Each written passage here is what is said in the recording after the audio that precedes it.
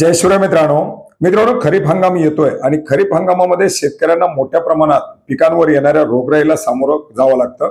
याच्यामध्ये कापसाचं एक महत्त्वाचं पीक आणि कापसाच्या पिकावरती पडणारा एक मोठा रोग म्हणजे सेंद्रिय बोंडअळी आणि याच बोंडअळीपासून शेतकऱ्यांचं या शेती पिकांचं नुकसान होऊ नये, त्यांचा बचाव व्हावा यासाठी कृषी विभागाच्या माध्यमातून पावलं उचलायला सुरुवात करण्यात आलेली आहे आणि याच अनुषंगाने सेंद्रिय बोंडअळीचा प्रादुर्भाव होऊ नये यासाठी कृषी विभागाच्या माध्यमातून कृषी आयुक्तालयाला या जे काही कापसाच्या वाणाचे बियाणे आहेत या बियाण्याच्या वितरण आणि शेतकऱ्यापर्यंत पोहोचणं आणि त्याची पेरणी याच्यासाठी एक वेळापत्रक देण्यात आलेलं आहे। या वेळापत्रकाच्या अधीन राहून जर कारवाई झाली तर शेतकऱ्यांचा या सेंद्रिय बोंडअळीपासून बचाव होऊ शकतो आणि याच अनुषंगाने कारवाई करावी अशा प्रकारचे निर्देश देऊन हे वेळापत्रक देण्यात आलेले आहे, ज्याच्यामध्ये बीटी कापूस बियाणे पुरवठा करण्यासंबंधात निर्देश दिनांक देण्यात आलेले आहेत। याच्यामध्ये उत्पादक कंपनी ते वितरक यांच्यापर्यंत 1 मे ते 10 मे 2025 या कालावधीमध्ये बियाण्याचं वितरण करण्याचे निर्देश देण्यात आलेले आहेत।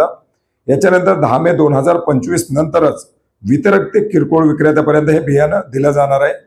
त्याच्यानंतर किरकोळ विक्रेत्यापासून शेतकऱ्यांना जी विक्री असणार आहे ती 15 मे 2025 नंतर केली जाणार आहे। तर शेतकऱ्यांना प्रत्यक्ष लागवडीचा पेरणीचा जो कालावधी देण्यात आलेला आहे तो 1 जून पासून देण्यात आलेला आहे। अशा प्रकारचं हे वेळापत्रक देऊन या अनुषंगाने कारवाई करावी अशा प्रकारचे निर्देश या ठिकाणी आता कृषी आयुक्तालयाला देण्यात आलेले आहेत, जेणेकरून येत्या हंगामामध्ये महत्त्वाच्या असणाऱ्या या पिकांना या ठिकाणी कुठल्याही प्रकारच्या रोगाचा प्रादुर्भाव होऊ नये ही काळजी या ठिकाणी घेतली जाते।